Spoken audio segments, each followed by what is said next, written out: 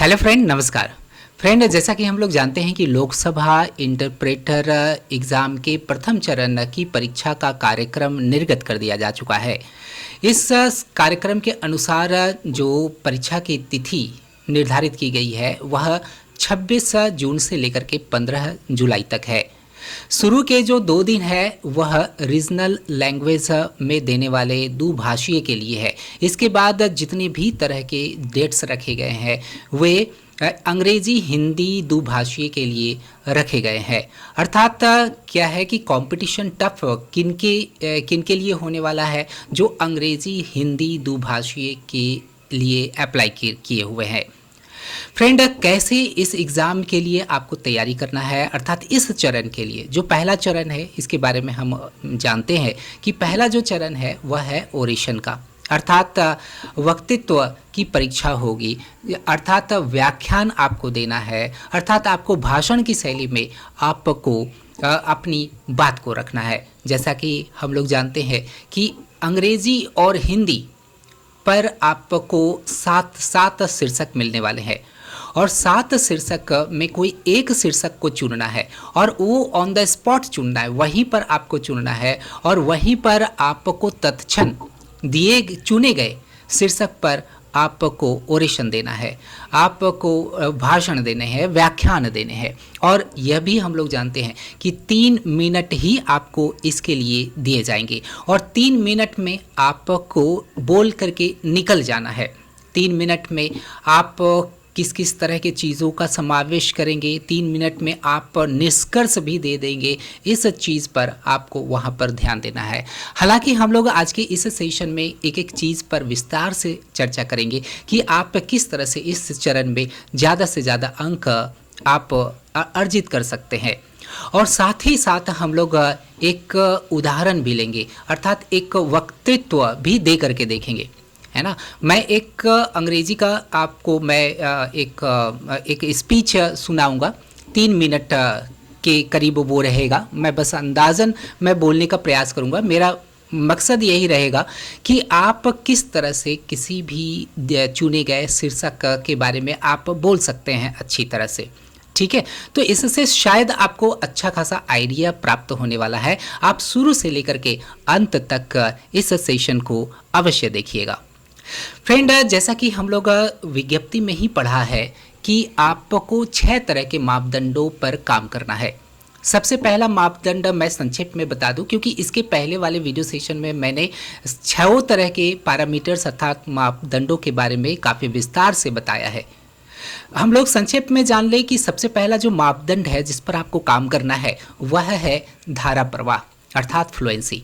आप हिंदी में कितना आप फ्लुएंट है, कितना आप धारा प्रवाह आप बोल रहे हैं, अंग्रेजी में कितना धारा प्रवाह बोल रहे हैं, यह एक मापदंड है। और इस मापदंड को आप कैसे प्राप्त कर सकते, कैसे इस मापदंड में आप अच्छा कर सकते हैं, इसके लिए आपको क्या करना पड़ेगा कि जो भी चीज़ें आप पढ़ रहे हैं, चाहे हिंदी का कोई विषय सामग्री पढ़ रहे हैं या अंग्रेजी में कोई विषय सामग्री पढ़ रहे हैं, उसे आप जोर से पढ़िए। ओके, जोर से पढ़िए और देखिए, पता लगाइए कि आप उसमें किस तरह का धारा प्रवाह ला रहे हैं, ठीक है। आप उसे धारा प्रवाह बोल रहे हैं कि नहीं, हिंदी किस तरह से बोल रहे हैं, अंग्रेजी किस तरह से बोल रहे हैं, आपको इस पर ध्यान देना है। आप रिकॉर्ड कर लीजिए, ठीक है। आप रिकॉर्ड कर लीजिए और अपनी ही बातों को सुनिए, बार बार सुनिए और कोशिश करिए कि कहाँ आप गलती कर रहे हैं, किस तरह की कमजोरियां आ रही है, और इस तरह से आप इस मापदंड में अच्छा करने का प्रयास करिएगा। दूसरा जो मापदंड है वह है आपका लैंग्वेज कंटेंट अर्थात भाषा की शैली आपकी किस तरह से है, भाषा में किस तरह के शब्दों का आप चयन कर रहे हैं, ठीक है, किस तरह के वाक्यों का चयन कर रहे हैं, आप कितना औपचारिक है, औपचारिकता आपके भाषा में प्रतिलक्षित तो हो रही है कि नहीं हो रही है। चाहे हिंदी व्याख्यान की बात करें चाहे अंग्रेजी व्याख्यान की बात करें, तो उसमें आपको अच्छा करना है। और उसके लिए भी मैं वही कहूँगा कि आपको जो भी बोलना है आप जोर से बोलिए, ठीक है। और जो तीसरा आपका मापदंड है, पैरामीटर है जिस पर आपको काम करना है, वह है आपकी शैली। आपको भाषण के ही शैली में बात करना है। आप भाषण की शैली अलग होती है और यूं ही बोल देना अलग होता है।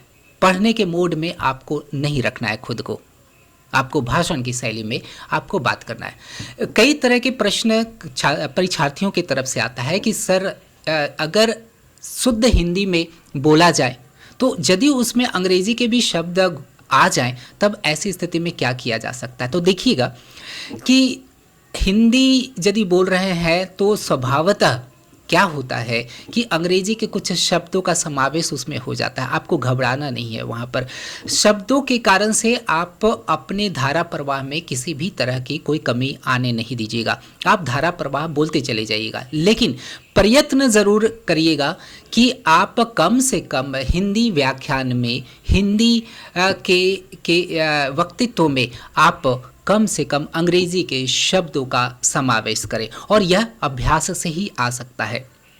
अच्छा रहेगा कि आप हिंदी की व्याख्यान में आप हिंदी ही शब्दों का प्रयोग करें और अंग्रेजी के अच्छे शब्दों का आप प्रयोग करिए। उसमें हिंदी रखने से तो ऐसे भी वह अजीब लगेगा, लेकिन हिंदी में प्रायः ऐसा हो जाता है। तो आपको प्रयत्न करना, अभ्यास करना है इसके लिए, ठीक है। और क्या करना है कि आप अपने दैनंदिन जिंदगी में, अपने रूटीन में, अपने दिनचर्या में आपको करना क्या है कि आप किसी से बात कर रहे हैं तब शुद्ध हिंदी में ही बात करिए। ऐसा लगे कि आपको अंग्रेजी आती ही नहीं है, ठीक है। और जब आप अंग्रेजी बोलना शुरू करें तब ऐसा प्रतिलक्षित होना चाहिए कि आपको हिंदी नहीं आती है ना। तो क्या करना है कि आपको अभ्यास करना है कि हिंदी आप बोलिए तब उसमें अंग्रेजी शब्दों का समावेश मत करिए, अंग्रेजी अभिव्यक्ति का समावेश उसमें नहीं करिए।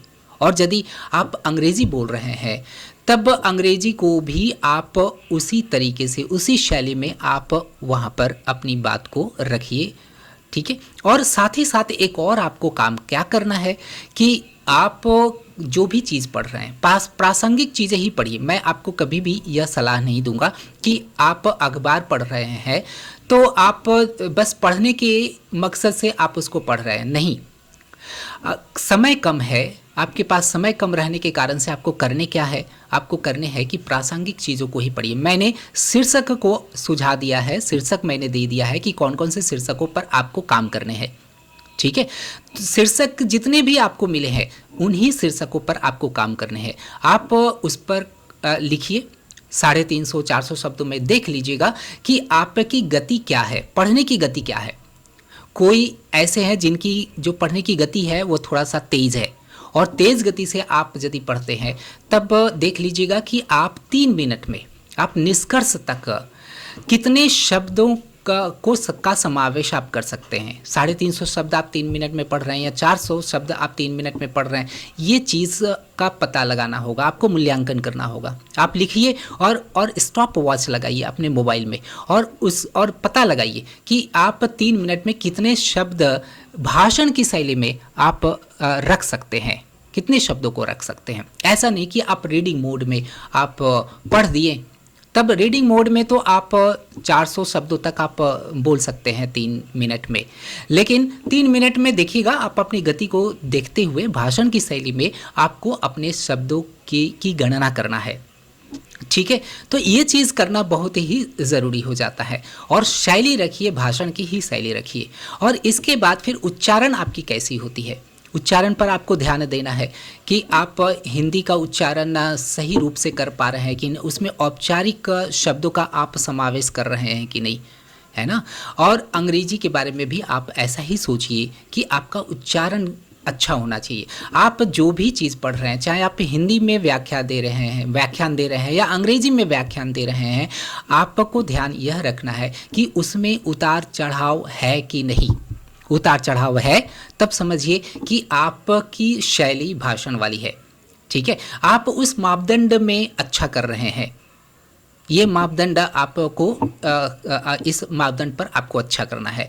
इसके बाद नेक्स्ट जो पैरामीटर है वह है आप की लैंग्वेज, ये आपका मटेरियल कंटेंट है। मटेरियल कंटेंट कहने का अर्थ यह हुआ कि आपने जो शीर्षक को चुना है उस शीर्षक से संबंधित आपके पास कितना ज्ञान है, आपको ज्ञान को वहाँ पर दिखाना है कि जो भी शीर्षक मैंने चुना है इस शीर्षक को मैं बखूबी रख सकता हूँ, पेश कर सकता हूँ, है ना। उसमें आपको भूमिका रखना, आपको किस तरह से शुरू करना है इसके बारे में आपको जानना है, जानकारी रखना है। इसके बाद फिर आप फिर आगे किस तरह से अपनी शीर्षक को ले जाएंगे। इसके बाद आप निष्कर्ष भी आप दे रहे हैं कि नहीं अपने व्याख्यान में।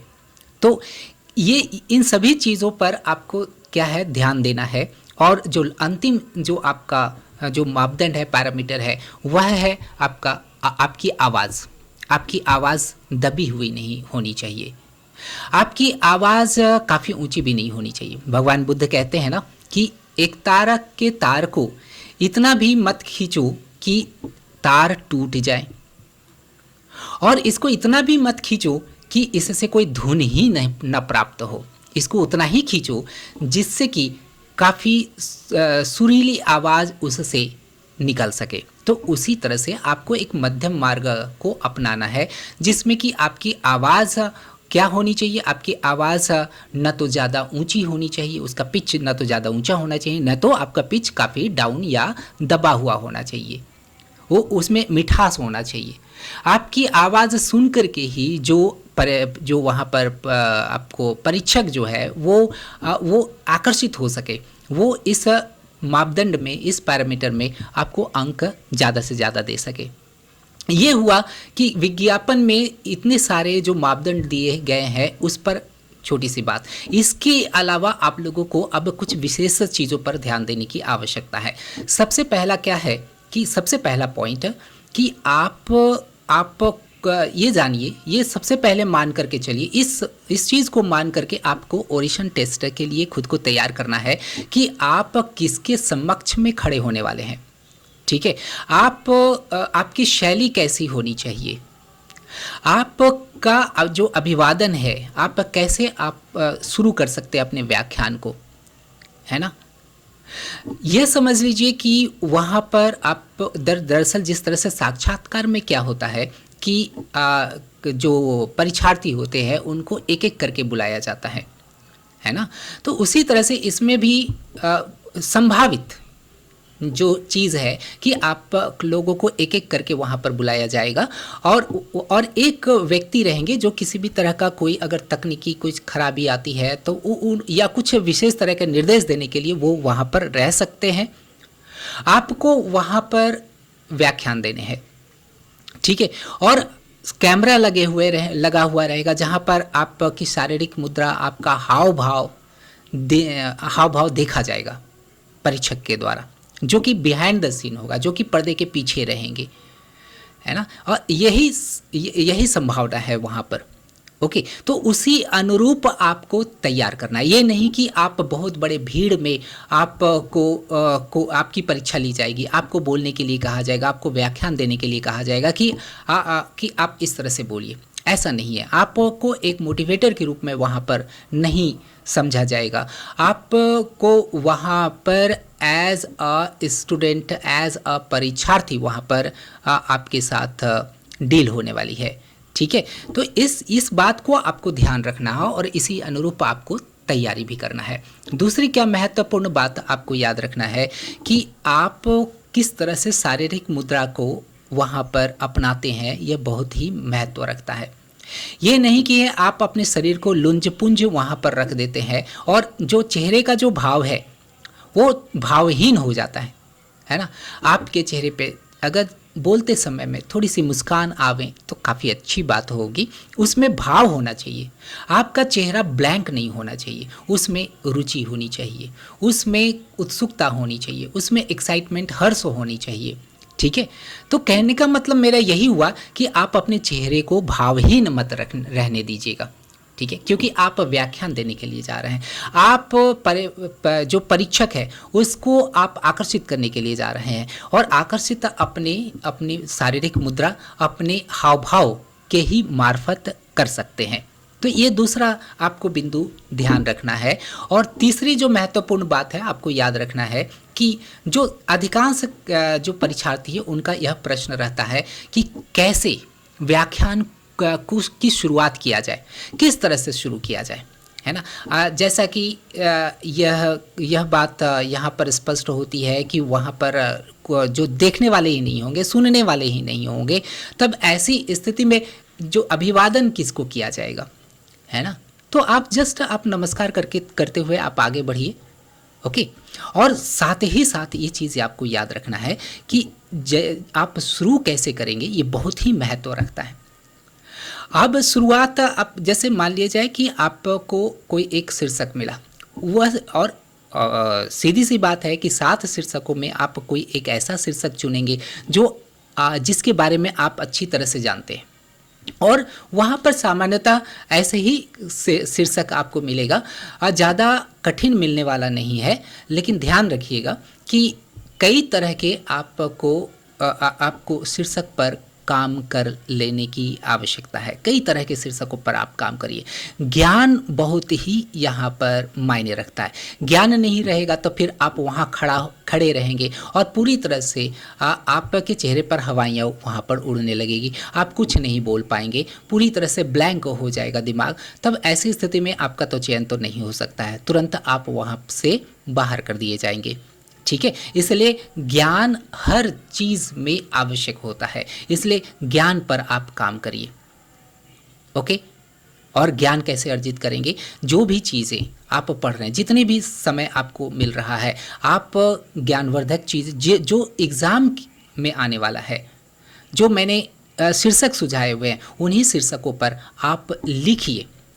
आप एक बार लिख लीजिएगा तो वो स्मरण रहेगा और वहाँ पर आप बोल सकेंगे, और उसको उसी तरीके से, उसी धर्रे पर, उसी प्रारूप में आप लिखिएगा जो भाषण की शैली होती है। भाषण की शैली में आप अपना स्क्रिप्ट तैयार करिए, और स्क्रिप्ट तैयार करने के बाद आप बस आईने के सामने में या किसी के समक्ष में आप बोलना प्रारंभ कर दीजिए, ठीक है।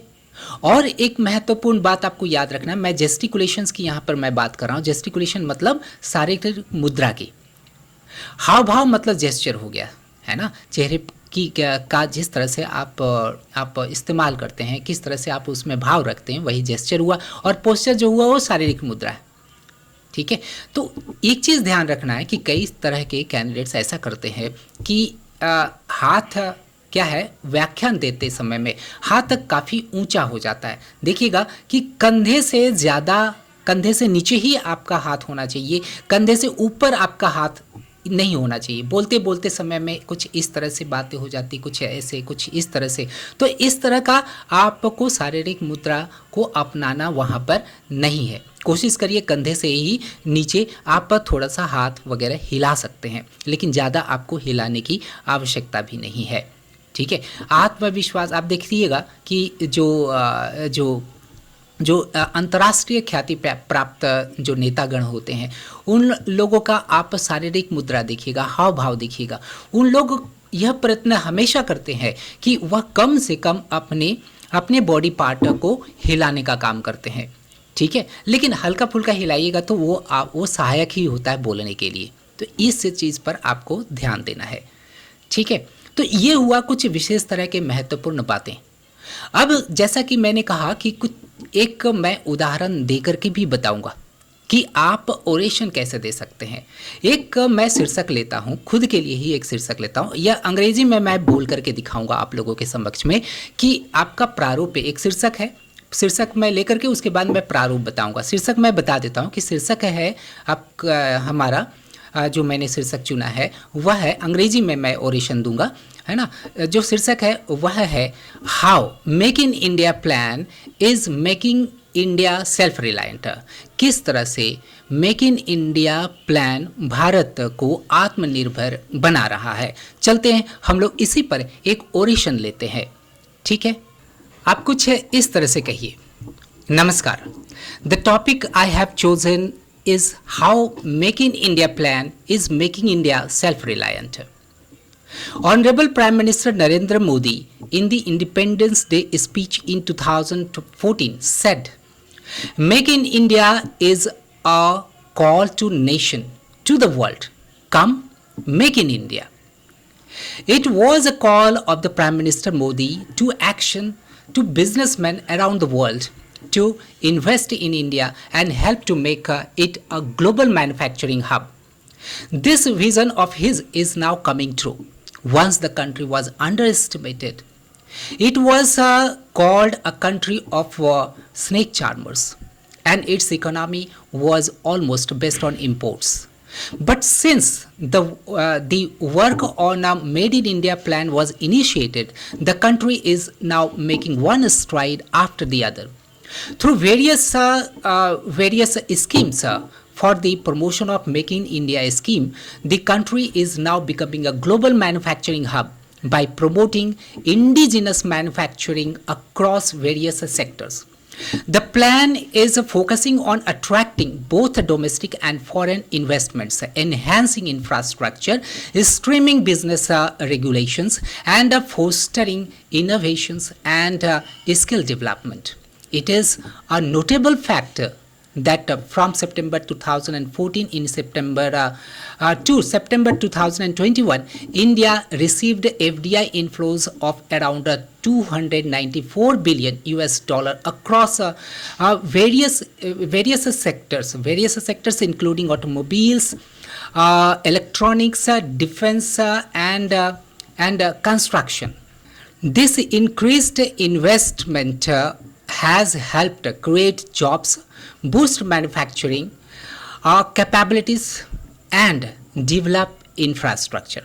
The Make in India initiative has simplified and revolutionized regulations to improve the ease of doing business in India. As a result, the country's rank in the World Bank's Ease of Doing Business Index improved significantly, moving from 142nd rank in 2014 to 63rd rank in 2019.